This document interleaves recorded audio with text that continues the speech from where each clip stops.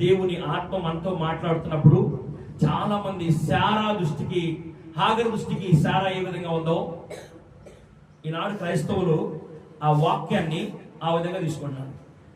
దానివల్ల కలిగే నష్టాలు భయంకరంగా ఉంటాయి.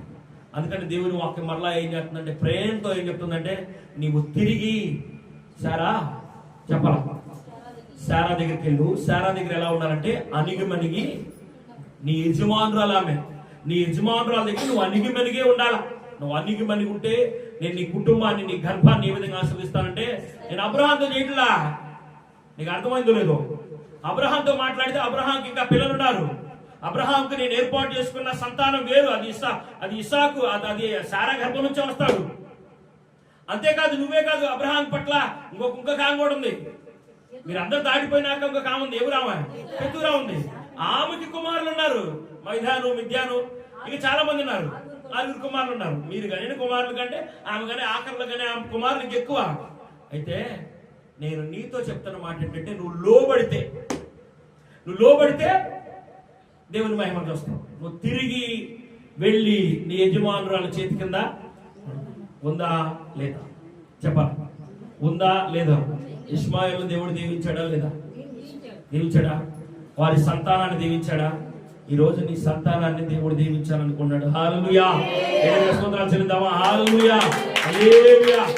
నీ సంతానాన్ని దేవుడు దీవించాలంటే నీవు దేవుని చేతి కింద అణిగిమణిగి ఉండాలి. దేవుని వాక్యం కింద అణిగిమణిగి ఉంటే, దేవుని దాసుల కింద అణిగిమణిగి, దేవుని సంఘం ఎదుట అణిగిమణిగి ఉంటే నీవు, నీ కుటుంబం ఆ విధంగా దీవించబడును గాక. హల్లెలూయా, హల్లెలూయా. నీకు నీ పైన నాయకులుగా ఉన్న చోట దేవుడు ఎక్కడైతే నిన్ను నిలవబెట్టాడో అక్కడ నీవు గనక దేవునికి నమ్మకంగా ఉంటే నీ సంతానం, నిన్ను బట్టి నీ సంతానం బహు విస్తారమైన జనమైందని దేవుని వాక్యం సెలవిస్తావు.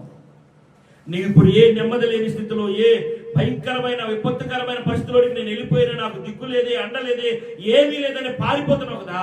నీవు దేవుని మాట విని గనక దేవుని కాడి కిందకి వస్తే, నువ్వు దేవుని యొక్క సంఘంలోనికి వస్తే, దేవుని యొక్క లోబడితే, దేవుని వాక్యాన్ని కింద లోబడితే, నీ జీవితాన్ని ఏం చేస్తారంటే ఆఖరితో మాట్లాడినట్టుగా ప్రభు మధ్యాహ్న సమయంలో నీతో మాట్లాడతాడు. ప్రభు ఎలాంటి అంటే, నువ్వు ఎక్కడుండగానే వెతికి కనుగొనేవాడు. అర్థమవుతుందా? వెతికి కలుగునేవాడు, బాధ్యత కలిగినోడు. ఆయన బాధ్యత లేనోడు కాదు. ముందు నేను చెప్పబడి వాక్యానికి ముందు ఒక ఉపమానం చెప్పా, గుర్తుందా? బాధ్యత లేకోకుండా నువ్వు అన్నం పెట్టమ్మా అని చెప్పి వెళ్ళిపోయిందంట. చివరికి అన్నం పెట్టే పరిస్థితి కూడా కోల్పోయింది. అర్థమవుతుంది కదా? మీ జీవితాల్లో ఆయన బాధ్యత లేనోడు కాదు. ఆయన ప్రభు మీ పట్ల ఏం కోరుకుంటున్నాడు?